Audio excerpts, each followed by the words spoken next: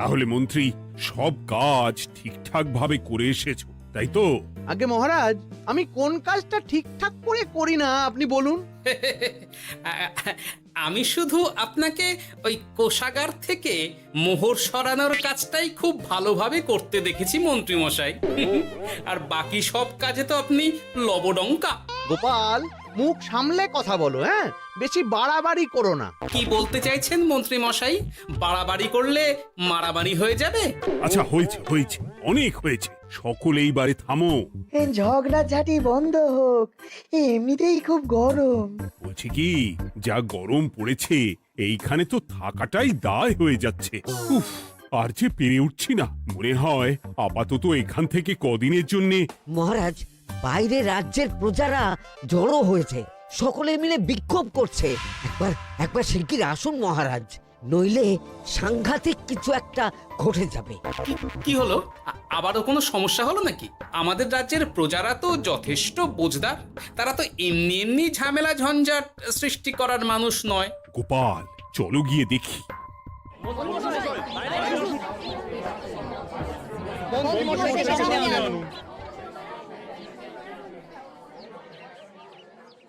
কি ব্যাপার, তোমাদের কি সমস্যা হয়েছে? এইভাবে বিক্ষোভ করছো কেন? মহারাজ, মন্ত্রী মশাইকে সামনে আনুন, তারপর বলছি কি হয়েছে না হয়েছে। সেরেছে। আরে, আমাকে ডাকছে কেন? আচ্ছা, বলছি তোমরা একটু শান্ত হও। আমি বুঝতে পারছি তোমরা কিছু একটা কারণে খুবই অসন্তুষ্ট হয়েছো, তাই সেই জন্য বলছি আগে শান্ত হও, তারপর বলো মন্ত্রী মশাইকে কেন খুঁজছো, উনি কি করেছেন? গোপাল দাদা, তুমি তো জানোই রাজ্যে যা গরম পড়েছে, তার জন্য খাল বিল পুকুর নদী নালা একেবারে শুকিয়ে গেছে, চারিদিকে জলের হাহাকার। হ্যাঁ হ্যাঁ, সে তো জানি। গত সপ্তাহে এই সমস্যার কথা জানিয়ে মহারাজকে অনুরোধ করে গিয়েছিলাম যে রাজ্যের বাঁধটা যাতে খুলে দেওয়া হয়। কেন? আমি তো তোমাদের কথা রেখেছি। আমি তো দুদিন আগেই মন্ত্রীকে পর্যাপ্ত পরিমাণে মোহর দিয়ে বাঁধ খোলার কাজে পাঠিয়েছিলাম। কেন, উনি কি বাঁধ খোলেননি? সেইটা ওনাকেই জিজ্ঞাসা করুন। গত দুদিনে উনি তো বাঁধ খুলতে আসেনি, উপরন্তু আমরা ওনাকে ডাকতে গেলে উনি আমাদেরকে তাড়িয়ে দিয়েছেন। সে কি, এ তো ভারী অন্যায়। দুদিন ধরে অপেক্ষা করে আর না থাকতে পেরে আজকে আমরা এখানে এসেছি। এই অবস্থা আমরা কি করব? যদি আমাদেরকে আমাদের রাজ্য সাহায্য না করে, তাহলে কোথায় যাব আমরা? ছি ছি ছি, আমি তো ভাবতেই পারছি না। মন্ত্রী, এই মন্ত্রী! মহারাজ, মন্ত্রী মশাইয়ের ব্যাপারটা পরে দেখে নিচ্ছি, আগে এদেরকে শান্ত করেই চলুন। মনে রাখবেন, প্রজারা একবার বিপক্ষে চলে গেলে কিন্তু খুব মুশকিল হয়ে যাবে। শোনো সকলে, তোমরা আজকের দিনটা একটু কষ্ট করো। আমি কথা দিচ্ছি, কাল সকাল হলেই বাঁধ খোলার ব্যবস্থা করব, ঠিক আছে? ঠিক কথা বলেছো তো গোপাল দাদা। দাদা বলে যখন ডাকো, তখন দেখো এই দাদা তার ভাইদের কিছুতেই নিরাশ করবে না। শুধু আজকের দিনটা একটু চেয়ে নিচ্ছি, ব্যাস। ঠিক আছে, আজকে আমরা চলে যাচ্ছি, কিন্তু কালকে কিছু না হলেই। কোনো কিন্তুরই জায়গায় নেই পুঁটির বাবা। আর তোমরা আর রাগ করো না। চিন্তা করো না, সকাল হলেই সাঙ্গ পাঙ্গ নিয়ে আমি বাঁধ খোলার কাজে নেমে যাব।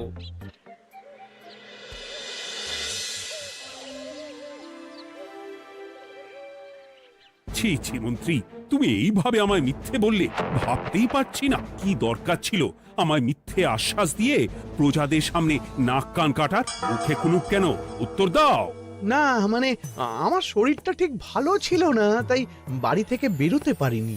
বলছি কি, শরীর খারাপ থাকলে রাজসভায় খবর দিতে পারতেন, আমরা কেউ দায়িত্বটা পালন করতাম, কি আছে? সমস্ত মোহরগুলো ত্যাগস্থ করে ঘাপটি মারলেন ঘরে। ছি ছি, জানাই আপনাকে ধিক্কার। সকলে মিলে করো প্রতিবাদের চিৎকার। মন্ত্রী মশাই, ছি ছি ছি ছি ছি ছি। মহারাজ, আপনি এক্ষুনি মন্ত্রী মশাইকে কদিনের জন্য সভা থেকে বহিষ্কৃত করুন। সে তো করবই, তবে তার আগে আমি চাই কালকে যখন বাঁধ খুলতে তোমরা নামবে, তখন সেই কাজে কোনো লোক নিয়োগ না করে মন্ত্রীকেই বাঁধ খুলতে নামাবে। মহারাজ, এ কেমন বিচার আপনার? আমি না রাজ্যের মন্ত্রী। মন্ত্রী না ষড়যন্ত্রী। মন্ত্রী মশাই, তাহলে কালকের জন্য প্রস্তুত থাকুন।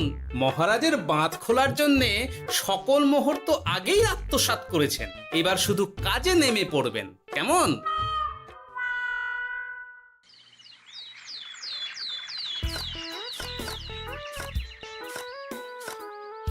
ওহ গোপাল, এইবারে ছেড়ে দাও, আর পারছি পারছি না। এত সহজে হাল ছাড়লে হবে বলুন? এই কে আছো? ওই শাবল কোদালগুলো দাও, আমি এদিকটায় খুঁচিয়ে দিই। এই সভাকবি, বিজ্ঞানী, এসো এসো এসো, হাত লাগাও। সবে মিলে করি কাজ, বাঁধ খোলা হবে আজ।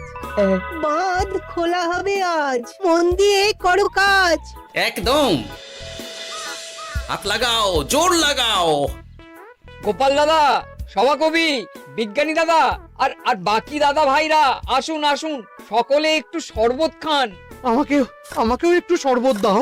মোহরগুলো খেয়েও তৃষ্ণা মেটেনি বুঝি? হুম হুম। বাঁধ এক্ষুনি খুলবে, প্রজাদের সব জ্বালা জুড়বে। বাঁধ খুলে গেছে। আমাকে বাঁচাও, আমাকে বাঁচাও। কোনো সময় ভুল করলে নিজেই সেই ভুল শুধরে আবার ফিরতে হয়। আপনিও তাই করুন মন্ত্রী মশাই, নিজে নিজেই উঠে আসুন। চলো সকলে। গোপাল, তুমি তোমার সাথীদের নিয়ে যা করলে সত্যি ভাবাই যায় না। মহারাজ, নিজেদের রাজ্যের সমস্যায় নিজেরাই কোমর বেঁধে নেমে সমস্যার সমাধান করেছি, পরিস্থিতি মোকাবিলা করেছি। এর জন্যে আপনি এমন করে বলবেন না। ওহ, তোমরা না থাকলে যে কি হতো।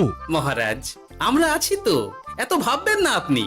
আপনি বরং আমাদের সকলের জন্য কিছু খাবারের ব্যবস্থা করুন, খুব খিদে পেয়ে গেছে। হ্যাঁ হ্যাঁ, নিশ্চয়ই নিশ্চয়ই। তোমরা সকলে ভিতরে এসো, হাত পা ধুয়ে নাও, ততক্ষণে আমি রানীকে আহারের ব্যবস্থা করতে বলছি।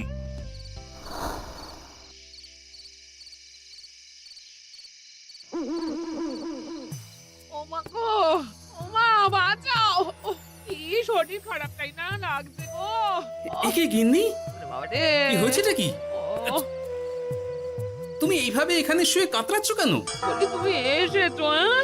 হ্যাঁ, এই তো আমি চলে এসেছি। কি হয়েছে গিন্নি? তোমার কোথায় কষ্ট হচ্ছে? গরমে হাঁসফাঁস করছি গো। পারছি না, রান্না করতে গিয়ে খুব বাজে অবস্থা হয়ে গেছে গো। এই থেকে এইখানে পড়ে পড়ে গড়াচ্ছি। ওহ, ঠিক আছে, আজ আর রান্না করতে হবে না গিন্নি, আমি রাজবাড়ি থেকে খেয়ে এসেছি। বাহ, নিজে খেয়ে এসেছো বলে আর রান্না করতে হবে না বলে দিলে, হ্যাঁ? এদিকে রাত্রে আমি খাবো কি, সে খেয়াল আছে? হ্যাঁ হ্যাঁ, খেয়াল আছে, খেয়াল আছে। যাও, আমার জন্য রান্না চাপাও আর একটু জল দাও। দেখো, এত গরম পড়ে কৃষ্ণনগরের অবস্থা শোচনীয় হয়ে গেছে। বয়স্ক লোকেরা কোনো কাজই করতে পারছে না। সত্যি তো, এই গরমে রান্না করাটা খুবই কঠিন গিন্নি। কি বললে? আমি বয়স্ক লোক? আমার বয়স হয়ে গেছে, তাহলে নিজে কি, হ্যাঁ? এই না না গিন্নি, আমি তোমায় কিছু বলিনি।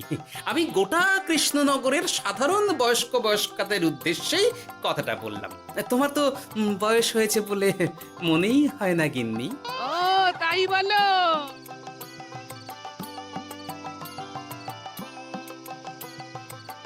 নাও গিন্নি, জল নাও। আজ না হয় আমি রান্না করব। হে ভগবান, মুখের একটু লাগাম দাও। এইভাবে যখন তখন সত্যি কথা বলিও না।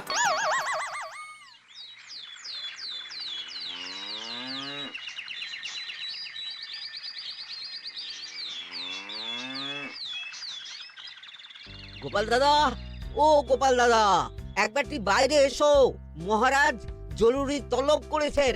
আবার কি হলো গোপাল দাদা, গিন্নি? একবার ও বাইরে গোপাল গিয়ে দাদা। দেখে আসি, বুঝলে? পেয়াদা এসে অনেকক্ষণ থেকে ডাকছে। ওহ, গোপাল দাদা, আচ্ছা গিয়ে গোপাল দেখো। দাদা। ও গোপাল দাদা, গোপাল দাদা, ও গোপাল দাদা, আরে তুমি এক্ষুনি একবার প্রাসাদে চলো, রানীমার খুব শরীর খারাপ করেছে, মহারাজ তোমাকে খবর দিতে বললেন। ঠিক আছে, তুমি যাও, আমি আসছি।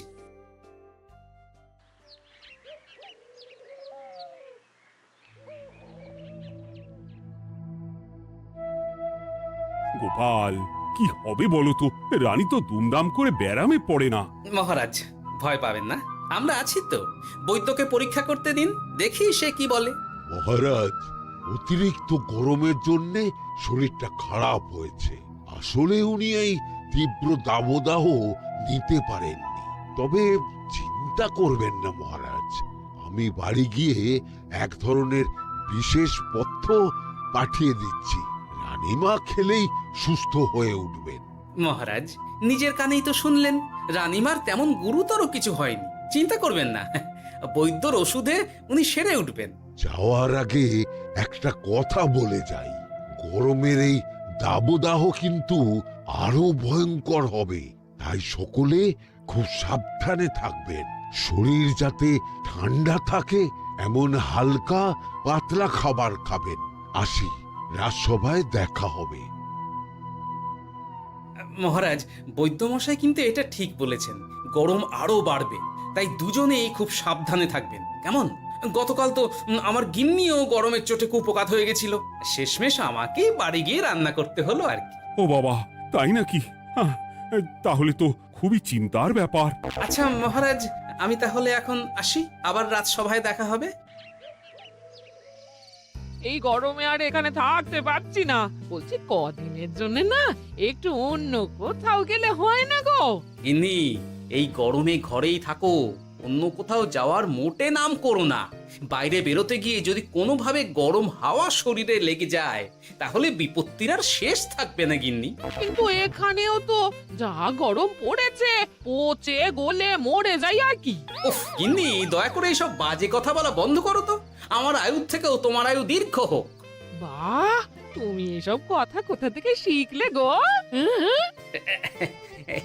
এই তো তোমার থেকে আর কি। গোপাল, গোপাল, রাজ্যের অবস্থা খুবই বেহাল।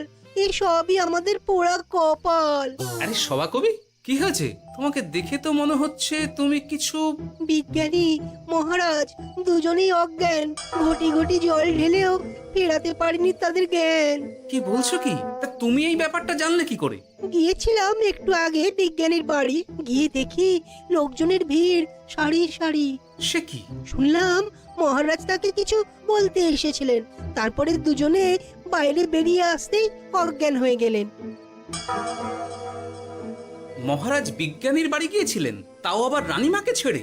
রাজবৈদ্য কত করে বললেন এই সময় যখন তখন ঘরের বাইরে বেরোবেন না, কে শোনে কার কথা?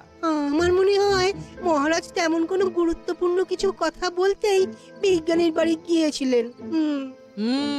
গরম কমানোর উপায় আলোচনা করতে হয় তো গিয়েছিলেন। আমাদের মহারাজ তো নিজের চোখেই দেখেছেন এই তীব্র গরমের চোটে রাজ্যের কি অবস্থা, কি অবস্থা। ঠিক বলেছো গিন্নি, আমার এই কথাটা তো মাথাতেই আসেনি। ধন্যবাদ গিন্নি, অসংখ্য ধন্যবাদ তোমায়। আমায় পরে ধন্যবাদ জানিও। হ্যাঁ, এখন আর দেরি না করে বৈদ্য মশাইকে সঙ্গে নিয়ে বিজ্ঞানী মশাইয়ের বাড়ি যাও। হ্যাঁ,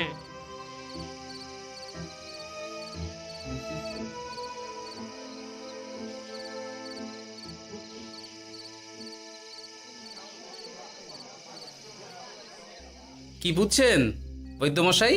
খুব একটা ভালো কিছু বুঝছি না গোপাল। দেখো, সত্যি বলতে ওই কৃষ্ণনগরের অবস্থা খুবই বাজে, তাই এখানকার মানুষেরা একে একে অসুস্থ হয়ে পড়ছে। বাইরের অবস্থাটাও তো ভালো নয়, বুঝতেই পারছো। এখন সান্ধ্যকালীন হাওয়াতেও গরমের তাত রয়েছে। দেখুন, রাজ্যের যা অবস্থা তাতে যদি রাজ্যের মাথা থেকে সমস্ত প্রশাসনিক প্রধানরাই অসুস্থ হয়ে পড়েন তাহলে তো ভীষণ বিপদ। সে তো বটেই, এই জন্যেই আমি বলি কি, মহারাজ সহ সকল সভাসদেরা এই রাজ্য ছেড়ে কদিনের জন্য পাহাড়ি কোনো এক জায়গায় গিয়ে থাকুন, পরিবার নিয়েই যান। দেখুন, আগে নিজেরা বাঁচলে তবে তো রাজ্যবাসীকে ভালো রাখতে পারবেন, তাই না? কথাটা কিন্তু মন্দ বলেনি বৈদ্য। গোপাল, এই গোপাল, তুমি পাহাড়ে যাওয়ার ব্যবস্থা করো। এইখানে আর কিছুদিন থাকলে মরেই যাব। হ্যাঁ গোপাল, আমারও তাই মত। এক্ষুনি যা শরীরে ক্লান্তি এসেছে, আর কদিন এইখানে থাকলে মরেই যাব। মহারাজের অনুরোধে গরম কমানোর কোনো ব্যবস্থাও তো করতে পারলাম না, বাইরে বেরোনো মাত্রই দুজনে মূর্ছা গেলাম। বাবা, ঠিক আছে, বুঝেছি। মহারাজ, আপনি আর এই ব্যাপারটা নিয়ে বেশি ভাববেন না। বিজ্ঞানী, তুমিও আর বেশি কথা বলো না। আমি পাহাড়ে যাওয়ার ব্যবস্থা করছি। আমরা রাজসভা সকলে সব পরিবারে যাব। অনেক কাজ হয়েছে, এখন কিছুদিন আমাদের বিশ্রাম দরকার।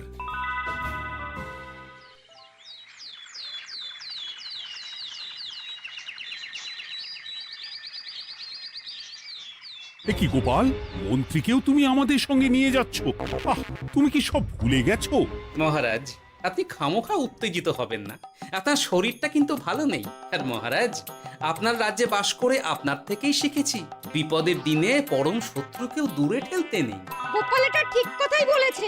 যতই হোক, উনি তো আমাদের মন্ত্রী, তাই এই বিপদের দিনে ওনাকে ফেলে যাই কি করে বলুন তো? সত্যি গোপাল, তোমার তুলনা নেই। ঠং, সবই নাম কেনার চেষ্টা। গোপাল, চলো এইবারে রওনা দিই। বলছি, খাবার দাবার আর জলের কলসিগুলো উঠেছো তো? হ্যাঁ, খাবারের পাত্রগুলো আপনার জিম্মায় থাকবে, আর জলের কলসিগুলো আমি সামলাবো।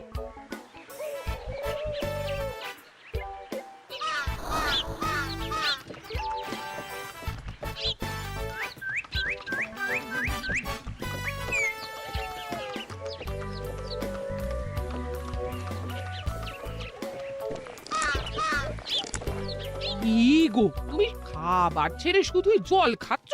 ওদিকে মন্ত্রী মশাই যে সব খাবার একাই সাবার করে দিলেন। না ভালোই তো, থাক না। এরপরে বড় বাইরে যেতে হলে বুঝবে, আমি তো ওই জন্যই নিজের জিম্মায় শুধুমাত্র জল নিয়েছি। দেখো, জল খেলে ছোট বাইরে যাওয়ার দরকার হলে চলে যেতে পারবো, কিন্তু বড় বাইরে যাওয়ার দরকার হলে তো যেখানে সেখানে যেতে পারবো না। তাই জলই সই। কিন্তু সবার জল যদি তুমি একাই শেষ করে দিলে, তাহলে এই রে, এটা তো ঠিক বলেছো গিন্নি। পথে ঘাটে কোনো পানীয় জলের পুকুর বা কুয়ো দেখলে জল ভরে নিতে হবে, বুঝলে?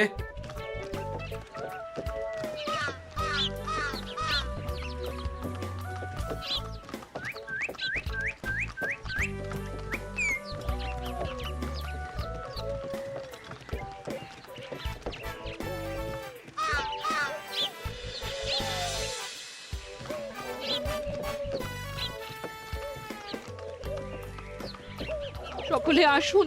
দেখুন দেখুন, মহারাজ আবার মূর্ছা গিয়েছেন। আসুন। সে কি, কৃষ্ণনগর পেরিয়ে এসেছি, এখন এই অচেনা অজানা জায়গায় এসে মূর্ছা গেলেন? গিনি, চলো তো শিগগির গিয়ে দেখি। কেউ ঘাবড়াবেন না, মহারাজের শরীরটা আসলে খুব দুর্বল ছিল তো, তাই মূর্ছা গিয়েছেন। তবে চিন্তার কিছু নেই, আমি এক ধরনের পথ্য দিচ্ছি, এটা খেলেই উনি আবার সুস্থ হয়ে যাবেন। ঠিক আছে বৈদ্য মশাই, আপনি তাহলে যত তাড়াতাড়ি সম্ভব পথ্যটা তৈরি করুন। হ্যাঁ, আমার এই পথ্যটা তৈরি করার জন্য একটু জলের প্রয়োজন। একটু জলের ব্যবস্থা করুন তো। এ মা, বলি গাড়িতে যে এক ফোঁটাও জল নেই গো, কি হবে? এই গোপাল, তুমি একাই সব জল খেয়ে বসে আছো? হ্যাঁ গোপাল, এখন এসব বাদ দাও, চলো একটু জলের ব্যবস্থা করি। হ্যাঁ, খানাখন্দ, খাল, বিল, নদী, সমুদ্র, যেখান থেকে পারো জল নিয়ে এসো। জল ছাড়া এই পথ্য বানানো অসম্ভব। গোপাল, এ কি করা যায় বলো? দাঁড়াও, আমি একটু ছোট বাইরে থেকে ঘুরে আসছি। হ্যাঁ, খুব জোরে বেগ আসছে, ত্যাগ না করতে পারলে বুদ্ধি খুলবে না।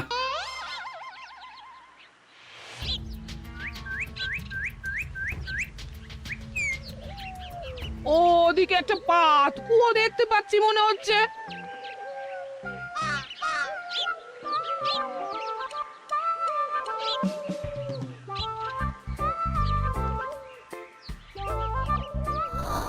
জল কোথা থেকে পাবো?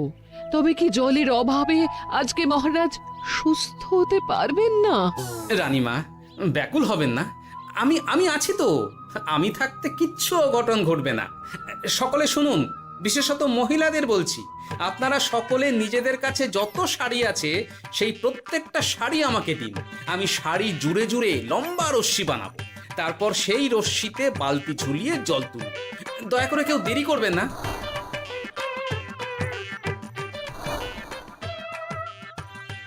এই নাও আমার 5খানা শাড়ি। হ্যাঁ, এই নাও আমার 10খানা শাড়ি। আমি বাবা আমার লতা পাতা মিনি করা শাড়িগুলো দেব না। যা পারো করো, আমি বড় বাইরেতে যাচ্ছি। ওমা, বিপদের দিনে শাড়ি দেবে না? গায়ের জোরে নিয়ে আসবো। হ্যাঁ,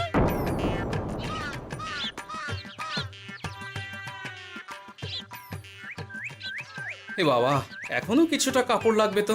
যা গভীর পাতকুয়া, সবার সব শাড়ি তো কাজে লাগিয়ে দিয়েছি, এখন কি হবে? আরে ওই তো কার একটা ঝোপের কাছে ধুতি পড়ে রয়েছে, যাই ওইটাই নিয়ে নি। এই গোপাল গোপাল, আরে করো কি, ওটা তো আমার ধুতি। আরে আরে আমি এই ঝোপে বড় বাইরের জন্য এসেছি। আরে মন্ত্রী মশাই, বড় বাইরে করার সময় অযথা অন্যদিকে মন দেবেন না, তাহলে পেট সাফা হবে না।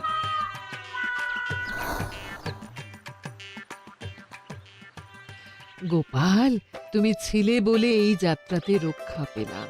ভগবান তোমাদের অনেক অনেক মঙ্গল করুক।